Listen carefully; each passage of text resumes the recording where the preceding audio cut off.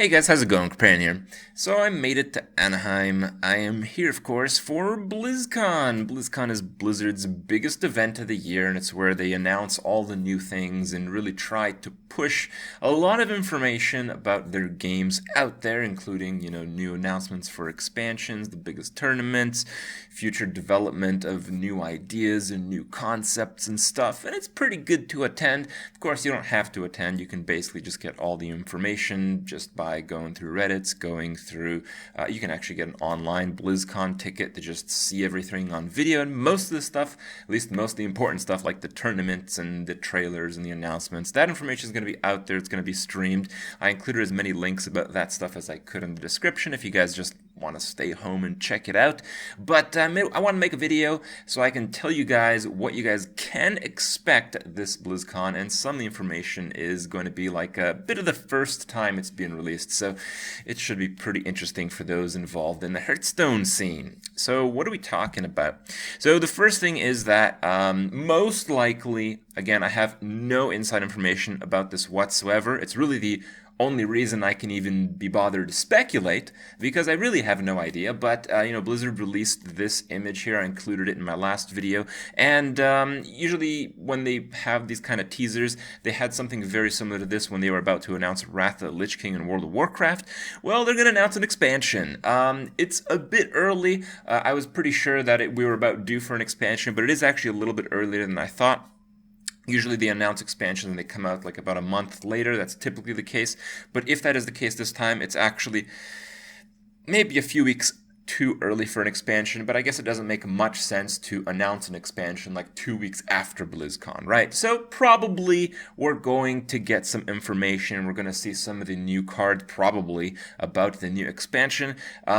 Since I kind of predicted that after the tournamenty stuff, we would see like some kind of Ice Crown Lich King action, which is the sequence of events that followed in World of Warcraft. Most likely, we're probably going to see some kind of like Lich King adventure mode or something like that. I don't think they're going to introduce a new class or anything like that, but that's, if I had to guess, if I had to make some wild guesses, that's what I would guess. So we'll see if that comes true.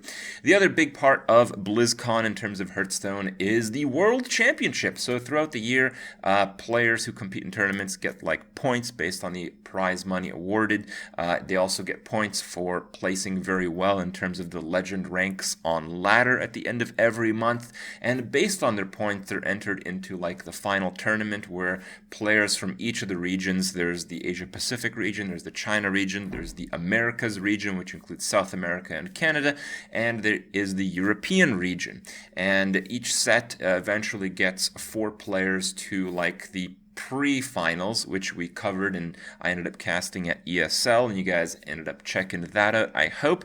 And from that, we got the group stages here. The 2 players in the green are the ones who advance to BlizzCon finals, and they will be playing there at BlizzCon. All of the players who participated in the round of 16 will be there, so even if you wanted to meet one of the players that eventually got eliminated, they will be at BlizzCon. Maybe they'll be like casting, maybe they'll just be around that area, I don't know, but you can probably, if you really try, meet any one of the people on the list. The people that made it, you can see it goes to quarterfinals, it goes to semifinals, and eventually they're playing for a lot of money. They're playing first place for 100 grand.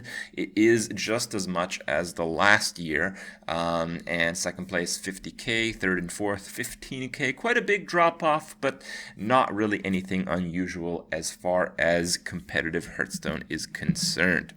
Now, the last little step is probably one that you guys haven't been too well informed about because, well, it hasn't been talked about too much. So if you guys saw the schedule that the Blizzard dudes posted on Reddit, it goes Friday, which is the first of the 2 days of BlizzCon. We have the World Championship pre-show, and then we have the round of 8, best of 5 conquest, of course. Then we have Hearthstone Exhibition, which is, what's that? And then more pre-show, more round of 8, and then more exhibition. And the second day, the last day, is really just, all the finals stuff. So, you guys know what the finals are. Just talk to you guys about it. If you're really into the tournament scene of Hearthstone, You guys already know that's happening there. I'll probably be casting some part of that. I don't know exactly how much or which matches, but I'm probably going to be involved in some way or another. But what you guys don't really know is what is this Hearthstone exhibition. It's a little bit vague. So in this video, I kind of want to explain to you guys what's going on. So it has been announced a little bit later part of yesterday that there will be a Challenge Stone tournament at BlizzCon, and that is indeed what the Hearthstone exhibition matches will be. We will have a Caster's Challenge Stone, and more than anything, I'm so proud that, we came up with this idea and it's been so well received by the community, such that, even on the biggest stage, the biggest tournament of the year is basically intertwined with Challenge Stone matches. The guys over at Blizzard really like this second aspect of competitive Hearthstone. We see so many tournaments, we see so many competitions, and, they really, really test the ability of the players to actually play their decks. They definitely do that. But, the decks that they're playing, they're not really coming up with these decks. Actually, in this BlizzCon final, I think that it's actually maybe a little bit less true than a lot of us had anticipated because they very recently nerfed Grim Patron Warrior, but still, the creativity aspect, the deck building aspect of being an excellent Hearthstone player doesn't really exist, and it really doesn't get, shown very well in competitive Hearthstone. So I guess to balance that, and maybe they just really like the Challenge Stone idea, they allowed, they wanted us to have this event there. So, so cool that we've come so far with this idea that, we bring to the masses a tournament that almost exclusively is based around deck building. So that's what it's going to be, guys. Challenge Stone, we get players to build decks on the spot. You guys will see what our 4 players. It's going to be Kibler, Amaz, Frodan, and Saviz. They're going to play against each other. I believe it's going to be a best of 3 to start, and then it's going to be a best of 5 for the finals. It's going to be pretty quick because, you want to do the interviews, you want to talk about the interesting part of the decks, and there's a little bit more to cover, a little bit of a shorter time period, but I'm so grateful that it's happening at all, right? So in this video, I want to tell you guys, what this was about, because it's more than just Challenge Stone. You'll see what happened.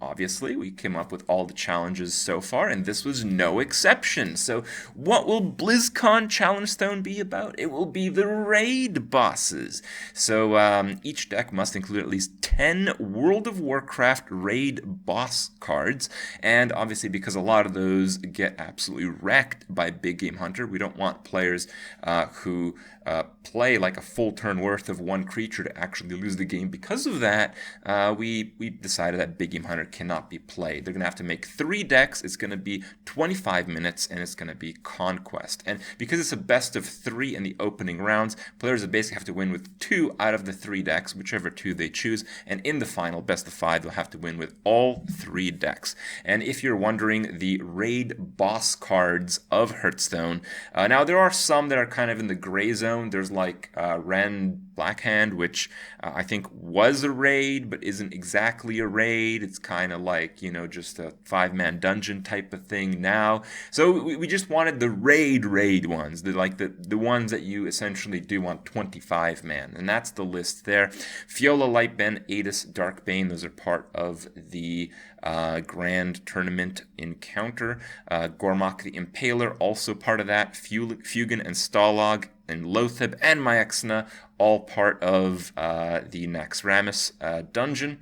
Illidan Stormrange, of course, he's got his own place up in Burning Crusade. Baron Geddon, Chromagus, Gruul, Kel'Thuzad, Ragnaros, Icehell, Majordomo Executus, Malagos, Nefarian, Onyxia, and Deathwing. So there's 19 there, and every single deck has to have 10. So basically, players will be playing a lot of the early game ones. Players will have like Fiola, Lightbane, and Adis, Darkbane in literally every single deck. And from then on, there's a little bit of give and take how you want to swing your deck in a specific way. And there's a lot of strategy when it comes to this. We ended up landing on this challenge because it's fairly different from actual play, and because of the time slot of how this works, it'll be like in the evening on the first day. Usually people are just hanging around the convention center. They're not really doing too much. There's not really too many things going around that time, and at the end of that day, people are just chilling out. They're seeing whatever tournament's happening, and we really wanted to pique the interest of people who have played just Blizzard games in general. And of course, the biggest slice by a huge margin is going to be, of course, the World of Warcraft players. And I mean, honestly, I think that's a big reason why Hearthstone had such a big bump in popularity at the start, is because, well, people who play World of Warcraft really like any kind of spin-off of that. It's just really cool, and, well, we want to continue giving that to people. We want to encourage people from other games to be interested in Hearthstone, because for sure after they play it, a time or two, they're going to get hooked because, well, the game's pretty good. So, of course, as with all challenge stones, I want to show you guys the decks that I made just in my trial run. Now, most likely, as is the case in just about every challenge stone, the players, especially the players who end up winning, tend to have better decks than I do, largely because I don't spend as long as they do. I just make 3 decks, and I just time it. I don't really review my decks too much, and then I double that time. That's where the 25-minute figure comes up in this case. But it gives you guys some kind of idea about what you can expect and what is possible with this type of format. So these are my decks here. First is the Druid deck. I went with the Druid because Druid has excellent ramp potential, and if you can ramp into big dudes, you can probably play bigger dudes than your opponents. I also thought removal was pretty premium, so I really thought Bomb Blobber was a pretty good card. Silence is pretty important, so Keeper of the Grove just makes Druid that has just the best source of it. I include Gormok the Impaler in almost every single deck because, well, it's just a 4-mana 4/4, and it's just kind of hard to put 10 big legendaries in your deck and have it actually balance out. I put Illidan Stormrage because, again, Druid has a lot of these like tempo ramp cards, and you can usually play like Illidan and then do like an Innervate, then do a little bit of something else, so it allows you to have some flexibility. I like Dr. Boom enough that I just included him anyway, even though I didn't really have to. I think it's kind of like a compromise, so if I didn't include Gormok the Impaler, I could just include like a bigger legendary, and then I could just include it's an early game card, but I think I like this balance a little bit better. Gormok the Impaler can probably trigger off Boom or off some Illidan shenanigans. Number 2, I had the Mage deck. With this Mage deck, I really just try to focus as much as I can on removal. I think removal is really big because usually when you remove a card, you remove it for less mana than it was originally cast. So if you just have a lot of removal, you have a lot of opportunities to tempo out your opponent, which is why I have Fireballs, which is why I have Flame Cannons. I don't include Frostbolt because Frostbolt doesn't really do that much damage. A lot of minions are going to have 4-ish health, maybe a little bit more. I can just help that a little bit with a small creature or a small amount of damage, but it's probably not going to work out with like 3. 3 is kind of a bit too low. I included Flame Lances. 8 direct is actually pretty decent when you're really trying to get as much removal as possible. Included Bomb Blobbers again. Again, that 4 breakpoint I think is pretty big. So the idea behind this deck is I'm going to tempo out my opponents who play big creatures because I can remove them and play like a mid-range or a big creature myself on the same turn. Also, I think Mad Scientist is really powerful, again, for a huge tempo swing, largely because Effigy and Mirror Entity are both really powerful secrets that synergize very well with both players playing just big things. I didn't think Duplicate was as good as Effigy because with Duplicate you actually just have to play it again, which might be a little bit of a problem because your hand is probably going to be stacked with a bunch of late game minions, which would be kind of difficult to play at all, while Effigy just tempos out immediately and gives you that big threat right on the spot. My last deck is Warrior. With Warrior, I kind of just took kind of like a control warrior approach. You have a lot of the removal cards. I included Bouncing Blade. Bouncing Blade's pretty good at mostly just dealing with 2 big creatures on the board, which is going to be very likely in this type of scenario where it'll kill one and weaken the other one heavily most of the time. It also deals very well with just ridiculously high health legendaries, again, which people will have to be playing. And I just thought Warrior kind of has Varian Rin win condition where people probably can't play board clears very well because board clears don't do enough damage in this format. So if I can play Variant and get a little bit lucky, I can probably just win the game from that. Looking back, I think my Warrior deck actually kind of sucked compared to my other two decks, and I think I probably wouldn't do particularly well in this tournament with this lineup. But of course, if I had twice as much time, I would make a few more decks and then think about it, compare the strengths and weaknesses. Looking back, I probably should have considered Priest. Priest is really powerful because it has Shadow Word Death. It has a lot of very powerful control mechanics against big creatures, and Priest also has Mind Games, which is a pretty interesting card because like half of your opponent's deck is going to have a good result from Mind Games, and some of those cases are going to be literally instantly game-winning, so that is pretty nice when it happens. Also, Paladin. I really thought I made a Paladin deck. Actually was surprised that I didn't when I went back to look at my cards. Paladin seems probably like the strongest class in this because when you have a big minion and your opponent has a big minion, which again is basically going to be a forced case in this scenario, if you give your minion Divine Shield, you can just kill his minion and you still have your big minion. So just the Divine Shield aspect of things, the fact that you can kill stuff with equality, you actually have the board clears that can deal with everything. You just have so many powerful tools. I do expect the Paladin players to dominate the tournament, but again, it is Conquest, so the players who play Paladin also have to make very good secondary decks, and it should be really amazing to see how that will turn out in the BlizzCon Challenge Stone that hopefully will pique the interest of players, not just Hearthstone players, but just Blizzard game players, so they can really see to what degree the mechanics of Hearthstone can be pushed, experimented, and really in the end, enjoyed to such a high level. So it should be like the best BlizzCon ever. If you guys do miss it, I'll try to keep you guys updated with what's going on, but why miss it? It's probably going to be the event of the year as far as Hearthstone is concerned. So hope you guys get into it. Hope you guys are interested. And hopefully it'll turn out really well. Check it out, guys. Hope you guys enjoyed it. And I'll see you guys tomorrow.